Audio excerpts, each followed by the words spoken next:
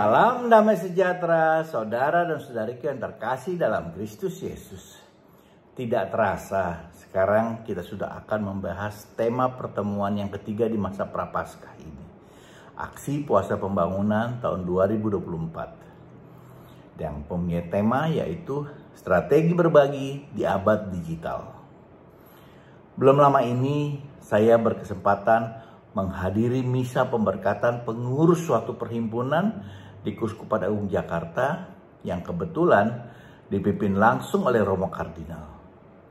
Dalam khotbahnya, Romo Kardinal menekankan bahwa solidaritas merupakan suatu ketetapan hati untuk mau bekerja sama dalam menciptakan kesejahteraan bersama, terutama terhadap akses kepada kebutuhan utama atau primer manusia, seperti sandang, pangan, pendidikan, kesehatan, air bersih, juga kepastian hukum. Kalau tidak ada itu semua, rasanya akan sulit sekali manusia untuk dapat berkembang menuju kepada kesempurnaan hidup. Bagaimana orang bisa sejahtera dan bahagia kalau kebutuhan yang dasar saja tidak terpenuhi? Dan dalam rangka memastikan kesejahteraan itu menjadi kenyataan, maka salah satu kata kunci yang menentukan adalah partisipasi kita. Keterlibatan kita dalam mengusahakan kebaikan bersama. Sepertinya hal ini selaras dengan tema pertemuan ketiga Prapaskah kita ini, di mana kita semua diajak untuk turut berefleksi dan mendalami kembali peran serta kita dalam mewujudkan kesejahteraan bersama yang disertai dengan niat kita untuk berdamai dan bertobat secara lebih kuat lagi. Di mana kita diajak untuk terlibat langsung dan mau menjadi berkat di dalam mengusahakan kesejahteraan bersama dengan meneladani Yesus yang sudah menjadi pusat hidup kita, orang-orang Kristiani tentunya.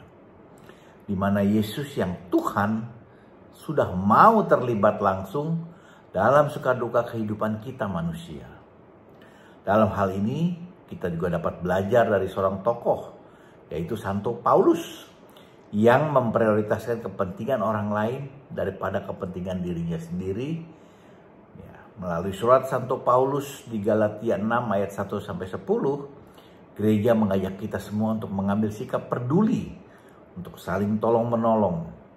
Namun rasanya hal ini sulit terwujud kalau Yesus belum ada dalam hati kita.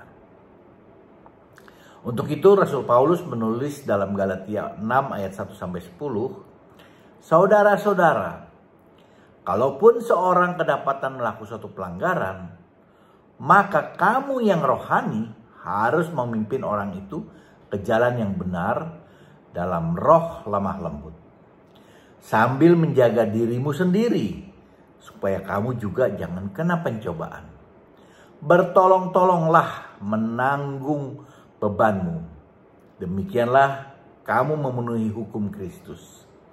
Sebab kalau seorang menyangka bahwa ia berarti, padahal ia sama sekali tidak berarti, ia menipu dirinya sendiri.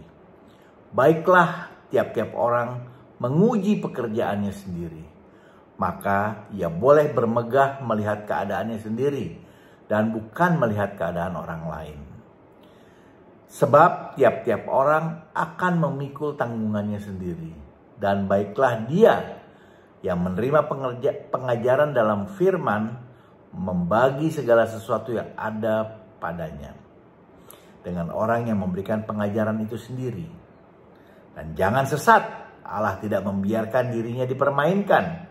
Karena apa yang ditabur orang itu juga yang akan dituainya.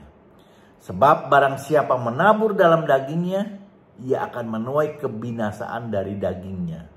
Tetapi barang siapa menabur dalam roh, ia akan menuai hidup yang kekal dari roh itu. Janganlah kita jemu-jemu berbuat baik. Karena apabila sudah datang waktunya, kita akan menuai jika kita tidak menjadi lemah.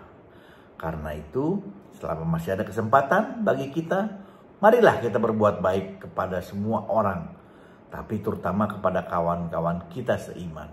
Nah, di sini Rasul Paulus menyampaikan kalau manusia memiliki daging yang tidak berguna, yang merupakan kelemahan manusia juga, untuk memuaskan keinginan dan kehendaknya dalam menyenangkan kehidupan duniawinya sendiri.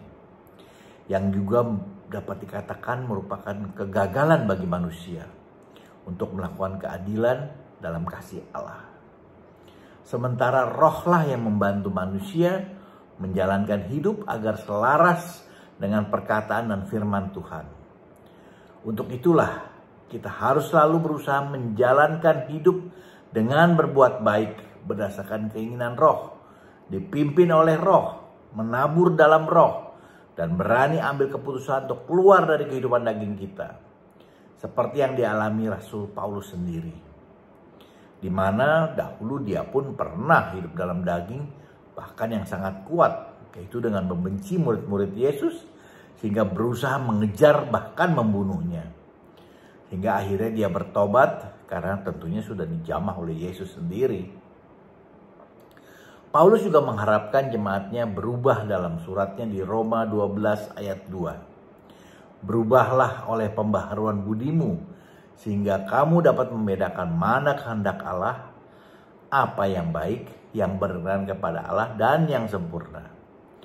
Dan kita juga diharapkan untuk selalu berbuat baik seperti dikatakan dalam Galatia 6 ayat 9. Janganlah jemu-jemu berbuat baik. Nah, tapi di sini berbuat baik yang bagaimana? Dalam konteks ini kita diharapkan berbuat baik yang dapat membantu memastikan kesejahteraan bersama, membantu orang-orang sekeliling kita yang kesulitan akibat tekanan hidup yang semakin berat, yang kehilangan pekerjaan, di mana harga kebutuhan pokok yang melambung, kesehatan jasmani dan mental spiritual yang mengalami degradasi, juga kemampuan untuk saling mengampuni. Dan Santo Paulus juga mengatakan kalau kita melakukan itu semua ada bonusnya di ayat 9 tadi. Apabila sudah datang waktunya, kita akan menuai. Tentunya jika kita tidak menjadi lemah. Bila ada masukan, silahkan berikan komentar Anda. Jangan lupa di like dan subscribe, juga di share agar kita dapat saling memberkati. Amin. Tuhan Yesus memberkati kita semua.